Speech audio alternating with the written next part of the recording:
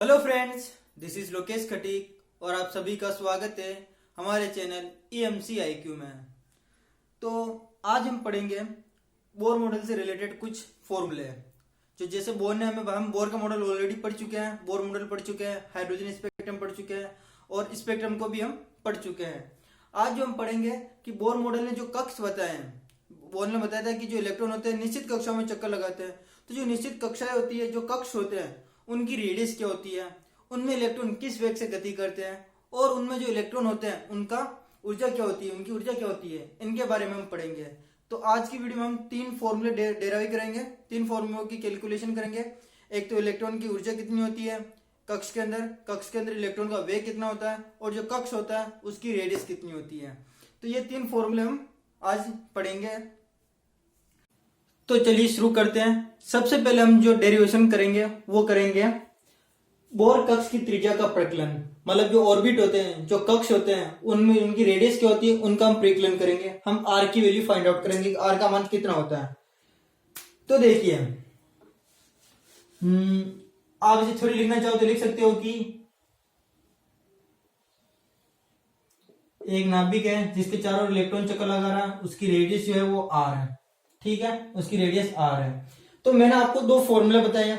First formula मैंने बताया कि अभिकेंद्रीय बल और अपकेंद्रीय बल जब बराबर हो, जब अभिकेंद्रीय बल अपकेंद्रीय बराबर हो तो आप इसको ऐसे लिखो mv square is equal to ZE square upon are. ये मैंने आपको फर्स्ट फॉर्मूला बताया। सेकंड मैंने बताया कोणीय संवेग का। कोणीय संवेग क्या होता है, mvr is equal to nh upon 2 pi. यहां पर लिख दो अपकेंद्रीय बल बराबर अभिकेंद्रीय बल। अपकेंद्रीय बल बराबर अभिकेंद्रीय बल, और ये है कोणीय संवेग। कोणीय संवेग दो फॉर्मूले हैं, अपकेंद्रीय बल बराबर अभिकेंद्रीय बल बराबर तो हो गया mv square is equal to ZE square upon r, और कोणीय संवेग होगा mvr is equal to nh upon 2 pi. ये दो फॉर्मूले। इन दोनों फॉर्मूलों का यूज करके हमें किसकी वैल्यू फाइंड आउट करनी है, हमें आर की वैल्यू फाइंड आउट करनी है। तो देखो कैसे निकालेंगे। आप देखो जो समीकरण 2 है, इक्वेशन 2 है, इससे मैं क्या करूं, मैं इधर इससे v की वैल्यू निकाल कर यहां पर पुट कर दूं तो मेरे आर की वैल्यू आ जाएगी। देखो कैसे, यहां से समीकरण 2 से देखना, यहां से v इक्वल टू हो जाएगा nh upon 2 pi m r। ठीक है, यहां से मैंने क्या किया, आर को नीचे भेज दिया और v की वैल्यू आ गई। अब इक्वेशन थर्ड आएगी। इक्वेशन थर्ड को मैं इक्वेशन फर्स्ट के अंदर पुट कर रहा हूं। Equation third put in equation 1। Equation 3 को मैं इक्वेशन जो आपके पास में इक्वेशन नहीं है v equal to nh upon 2 pi m r है, उसको क्या करेंगे हम 1 के अंदर रखेंगे। तो देखो यहां पर m v की जगह में क्या रखूंगा nh upon 2 pi m r. मैं यहां पे लिखूंगा nh upon 2 pi m r का whole square is equal to, फिर क्या है ZE स्क्वायर अपॉन आर। ठीक है, यहां से क्या किया हमने, अब v की मान निकाला, v के मान को यहां पर पुट किया। ओके, अब देखो यहां से करो तो ये हो जाएगा m n square h square upon 4 pi m square r square is equal to ZE square upon r. ठीक है, ये हो गया। अब जो चीज कट रही है वो काट लो और फिर आर का मान निकालो। तो देखो एक m से ये m स्क्वायर की घात कट गई, आर स्क्वायर की घात से ये आर कट गया और कुछ नहीं कट रहा। तो ये मैं आर को भेज रहा हूं उधर और जेड स्क्वायर को भेज रहा हूं नीचे पक्षांतरण से, ये आपको पता है। तो देखो आर इज इक्वल टू क्या हो जाएगा, जब आर इधर जाएगा तो ये हो जाएगा n square h square upon 4 pi m ZE square. R को पक्षांतरण उधर किया और ये मान नीचे लिख दिया तो ये आएगा। अब देखो आर इज इक्वल टू ये आ गया। अब यहाँ पर कुछ चीजें जो कांस्टेंट है, जैसे ये h है, h यहाँ पर प्लांक नियतांक है जिसका मान फिक्स होता है 4 संख्या है, पाई का मान होता है 3.14 या 22/7। ये m क्या है, इलेक्ट्रॉन का द्रव्यमान है जिसका मान होता है 9.1 into 10 to power minus 31 kg, और यहाँ पर ये e इलेक्ट्रॉन का आवेश है 1.6 into 10 to power minus 19 coulomb. तो ये मान हम यहाँ पर पुट करते हैं। क्योंकि देखो H इज इक्वल टू क्या होता है, H इज इक्वल टू आपको होता है 6.626 इंटू 10 टू पावर माइनस के 34 जूल सेकेंड, ठीक है। पाई होता है 3.14 या 22/7, m होता है 9.1 इंटू 10 टू पावर माइनस के 31 kg, और जो E होता है वो आपके होता है इलेक्ट्रॉन, वो होता है इलेक्ट्रॉन का आवेश 1.6 इंटू 10 की पावर माइनस 19 गुलाम, या माइनस होता है लेकिन यहाँ पर स्क्वायर है तो प्लस हो जाएगा, ठीक है। एच प्लांक स्थिरांक है, पाई है, एम इलेक्ट्रॉन का मास है, और ये इलेक्ट्रॉन का आवेश है, ठीक है। जब ये सभी मान इसके अंदर पुट करते हैं, जब ये सभी मान इसके अंदर समीकरण के अंदर पुट करते हैं, तो आर की जो वैल्यू आती है वो आती है r is equal to 0.259 into 10 to power 10 minus 10, और यहां पर आता है देखो बचा क्या हुआ, एन स्क्वायर अपॉन जेड बचा हुआ है। जब ये सभी मान आप इसके अंदर रखते हो तो ये वैल्यू आती है, आप याद रख लेना, r is equal to 0.259 into 10 to power minus 10 n square upon z, और इसको आप लिखते हो r is equal to 0.2529 into n square upon z angstrom, क्योंकि 10 टू पावर माइनस 10 को क्या बोलते हैं, एंगस्ट्रोम बोलते हैं। तो ये इंपॉर्टेंट फॉर्मूला है।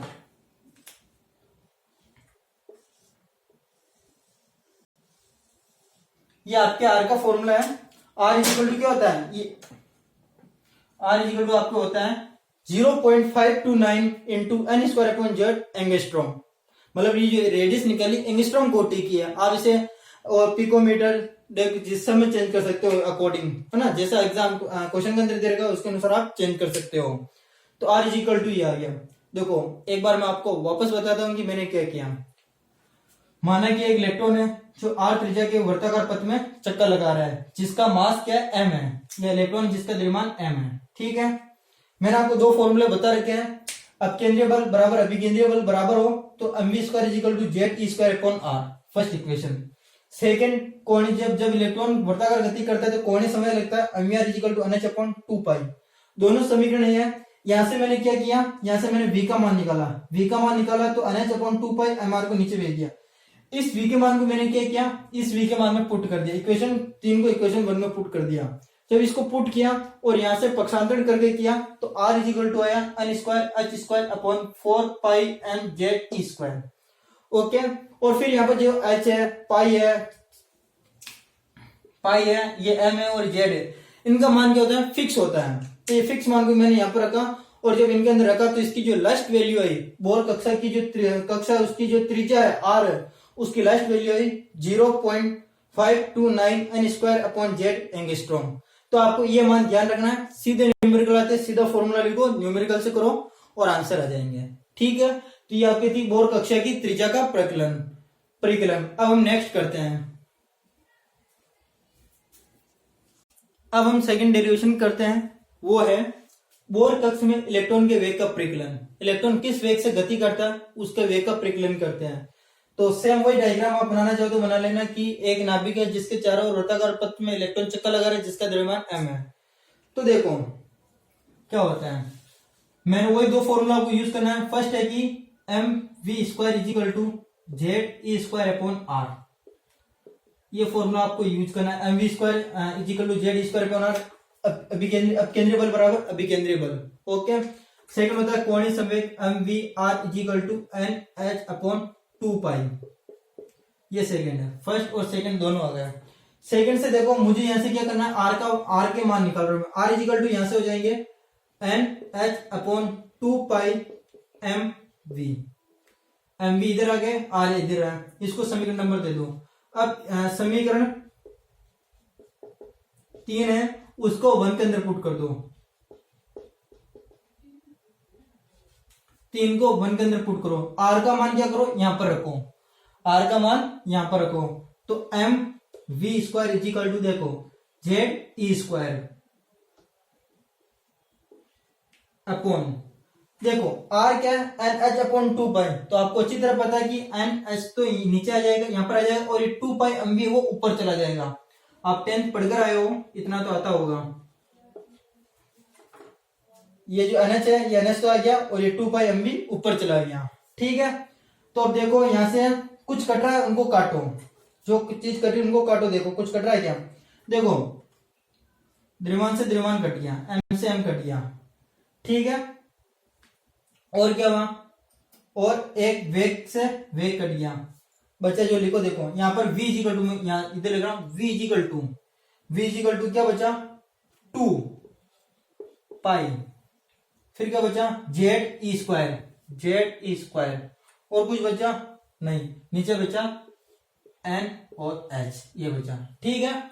अब देखो 2 पाई यहाँ पर फिक्स है, पाई इजिकल टू आपको 3.14 रखना है, और ई इजिकल टू आपको लिखना है -1.6 इंटू 10 टू पावर -19 कूलम, और h is equal to 6.626 into 10 to power -34 joule second. ये मान जब आप इसके अंदर रखते हो तो जो v आता है, जो आपके v आता है वो आता है आपके 2.186, सीधा याद रखना आपको, जब ये मान आप इसके अंदर रखोगे तो v आता है 2.186 into 10 to power 6 metre per second, v is equal to 2.186 into 10 to power 6 metre per second.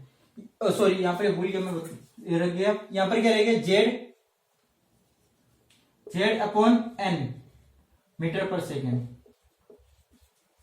v is equal to कितना आया 2.186 into 10 to power 6 Z upon N metre per second, क्योंकि जेड जो जेड हमें क्वेश्चन में देता है और एन का मान भी हमें क्वेश्चन के अंदर दे रखा होगा, तभी हम इनको कर पाएंगे, ठीक है, तभी वेग निकाल पाएंगे। तो एक बार वापिस बताऊं क्या किया, देखो दो फॉर्मूले अपने पास में, mv square is equal to Z E square upon r, और एक है mv r is equal to nh upon 2 pi. मैंने इससे क्या किया, इससे मैंने r का मान निकाला, तो मैंने क्या किया nh अपॉन 2 पाई mv को नीचे भेज दिया, ये मान मैंने पुट कर दिया फर्स्ट के अंदर, और जब इसको सोल्व किया तो v इजिकल टू है 2 पाई जेड ई स्क्वायर अपॉन nh, ठीक है। और फिर यहाँ पर जो वैल्यू फिक्स है उनका मान रख दो, मान रखने के बाद में जब हम इसको सोल्व करते हैं तो v इजिकल टू आता है 2.186 into 10 to power 6, 2.186 into 10 to power 6 Z upon N metre per second, ये वेग की इकाई होती है मीटर पर सेकेंड। तो ये आपके फॉर्मूला है, इस फॉर्मूले को आपको डायरेक्ट याद रखना है कि वेग, जो इलेक्ट्रॉन का वेग होता है वो होता है 2.186 into 10 to power 6 metre z upon N metre per second. इस फॉर्मूले को हम डायरेक्ट आकर न्यूमेरिकल करेंगे, तो आप इसको भी नोट कर लो।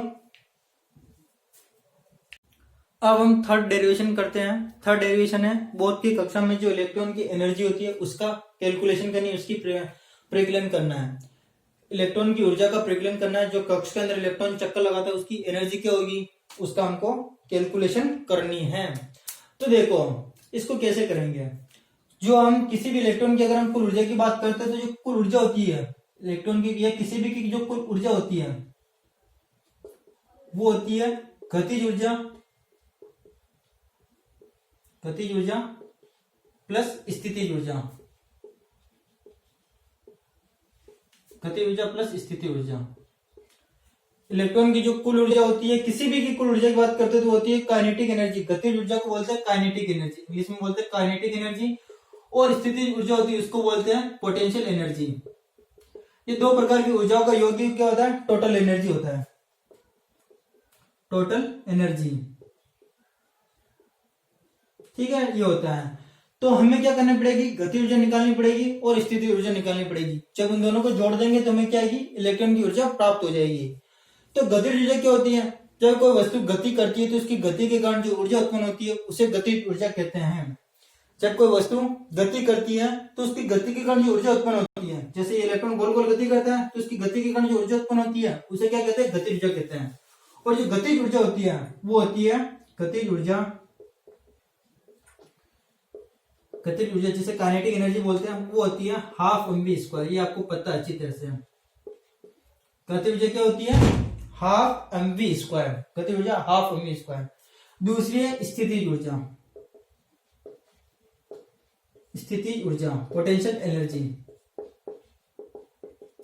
देखो गतिज ऊर्जा के अंदर एक और अगर मैं बताऊं तो जो mv स्क्वायर है, हमने अभी फॉर्मूला में पढ़ा था कि mv स्क्वायर इक्वल टू क्या होता है, जेड ई स्क्वायर होता है। तो हम इसको क्या लिख सकते हैं, हम इसको लिख सकते हैं हाफ जेड ई स्क्वायर अपॉन आर। क्या लिख सकते हैं, जेड ई स्क्वायर अपॉन आर। क्यों, क्योंकि देखो mv स्क्वायर इक्वल टू क्या होता है, जेड ई स्क्वायर अपॉन आर होता है। ये मैं आपको बता चुका हूँ। mv स्क्वायर इक्वल टू क्या होता है, जेड ई स्क्वायर अपॉन आर। तो mv स्क्वायर की जगह मैंने क्या लिख दिया, जेड ई स्क्वायर अपॉन आर। ठीक, ये आप ध्यान रखो। सेकंड बात करते हैं पोटेंशियल एनर्जी, स्थितिज ऊर्जा की। तो जो इसकी स्थितिज ऊर्जा होती है वो होती है माइनस जेड ई square upon r, minus z ई स्क्वायर अपॉन आर।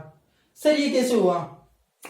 तो देखो हमारे में हमने क्या पढ़ा था कि स्थिति ऊर्जा कब होती है, जब कोई वस्तु स्थिति पर होती है तो स्थिति ऊर्जा होती है, जो हम mgh बताते हैं। ऐसा नहीं होता है। स्थिति ऊर्जा क्या होती है, स्थिति ऊर्जा जब दो भिन्न आवेश हो तो उनके मध्य स्थिति ऊर्जा उत्पन्न होती है, जो यहाँ पर हुई है।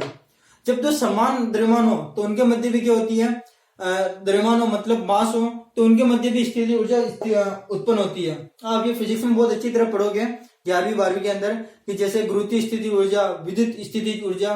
तो स्थिति ऊर्जा केवल ऊंचाई पर होती है तभी नहीं होती है, आवेशों के मध्य भी होती है और पदार्थों के मध्य भी स्थिति ऊर्जा होती है। तो यहाँ पर जो स्थिति ऊर्जा होती है वो है minus z E square upon are. ये आपको याद रखना है। ठीक है, तो गतिज ऊर्जा होती है हाफ जेड ई स्क्वायर अपॉन आर, और जो स्थिति ऊर्जा होती है वो होती है माइनस जेड ई स्क्वायर अपॉन आर। ठीक है, और माइनस चिन्ह यहाँ पर इसलिए आया, बाकी प्लस होता है लेकिन माइनस चिन्ह इसलिए क्योंकि यहाँ पर जो इलेक्ट्रॉन है उस पर ऋणावेश होता है, इस कारण यहाँ पर आता है ये माइनस चिन्ह। ठीक है, तो ये देखो टोटल गतिज ऊर्जा स्थिति ऊर्जा को आप यहाँ पर रखो तो कुल ऊर्जा कितनी होगी, kinetic energy plus potential energy जोड़ो। देखो हाफ जेड ई स्क्वायर अपॉन आर, और ये माइनस है तो माइनस जेड ई स्क्वायर अपॉन आर, है ना, z E square upon are ये होता है। तो जब आप इसको लेस करोगे तो ये हाफ है, ये आधा है और ये पूरा है, पूरा में से आधा जाता है तो आधा आता है, तो माइनस 1/2 जेड ई स्क्वायर अपॉन आर। तो कुल ऊर्जा कितनी आई, कुल ऊर्जा आपका आई माइनस 1/2 जेड ई स्क्वायर। और आर की वैल्यू आपको पता है, जो हमने फर्स्ट डेरिवेशन किया था बोर की कक्षा की त्रिज्या का, तो वहां पर आर क्या था, क्योंकि आर इजिकल टू आपके था, आर इजिकल टू क्या था आपके, आर इजिकल टू था N square H square upon 4 pi square M Z ई square, 4 pi square M Z ई स्क्वायर। ये किसकी वैल्यू थी, ये आपकी वैल्यू थी आर की।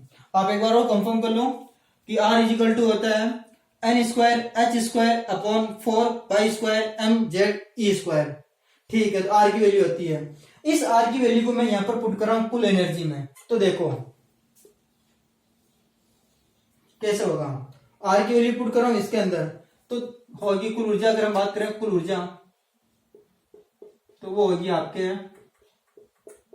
-1/2 जेड ई स्क्वायर अपॉन जेड ई स्क्वायर अपॉन आर की जगह क्या रखेंगे, एन स्क्वायर एच स्क्वायर। ये देखो एन स्क्वायर एच स्क्वायर, और ये बट्टे में है तो बट्टे वाला ऊपर चला जाएगा, तो हम इसको लिखेंगे 4 पाई स्क्वायर एम जेड ई स्क्वायर। ठीक है, हम इसको इस तरह से लिखेंगे, आर की वैल्यू इसके अंदर पुट करनी और करना है। तो और कैसा होगा, -1/2, कुछ चीज कट रही है तो काट दो, या नहीं कट रही तो रहने दो। तो देखो 4 ये कट जाएगा, 2 से ये कट जाएंगे ना, तो ऊपर आ जाएंगे -2 पाई स्क्वायर ई स्क्वायर गुणा होगा तो e⁴ जेड एम अपॉन नीचे हो जाएगा एन स्क्वायर और एच स्क्वायर, अब इनके अंदर भी जो वैल्यू फिक्स है उनका मान रखो। क्या वैल्यू किसकी फिक्स है, पाई, क्योंकि pi equal to 3.14, E equal to 1.6 into 10⁻⁻19 और M equal to 9.1 into 10⁻31 kg। और इसी प्रकार आप एच का मान रखना। तो जब कुल ऊर्जा की बात करते हैं, टोटल एनर्जी वो आती है जब आप इसका मान रख करते हो, जब आप सब मान ये रखोगे और जब इसकी एनर्जी आएगी वो आएगी -13.6 इंटू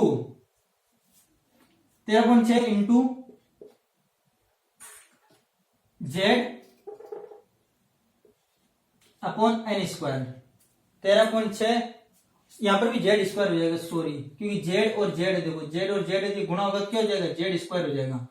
तो जब हम इनको क्या करेंगे, गुणा करेंगे, तो आ जाएगा z square upon n square minus 13.6 z square upon n square electron volt.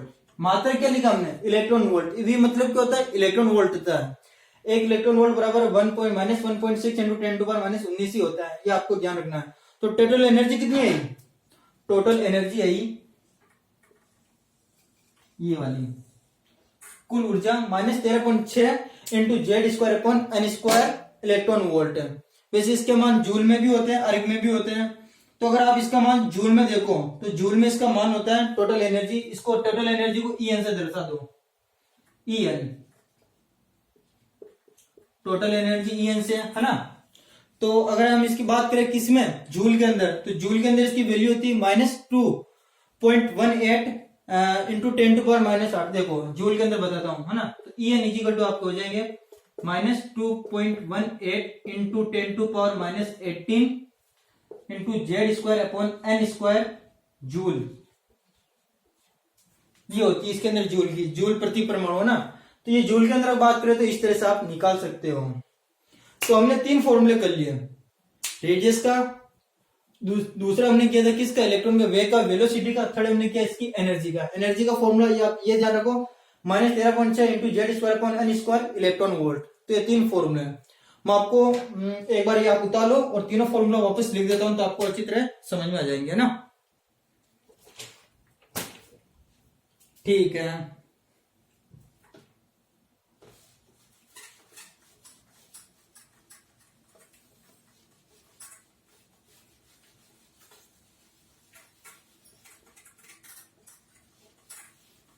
देखो कुल ऊर्जा का फॉर्मूला तो यहां पर लिखा हुई है। फर्स्ट हमने क्या पढ़ा था, रेडियस का पढ़ा था। फर्स्ट हमने क्या पढ़ा था, रेडियस पढ़ा था। रेडियस क्या थी, त्रिज्या। त्रिज्या हमारा आई थी आर एन। त्रिज्या हमारी क्या आई थी, आर एन इक्वल टू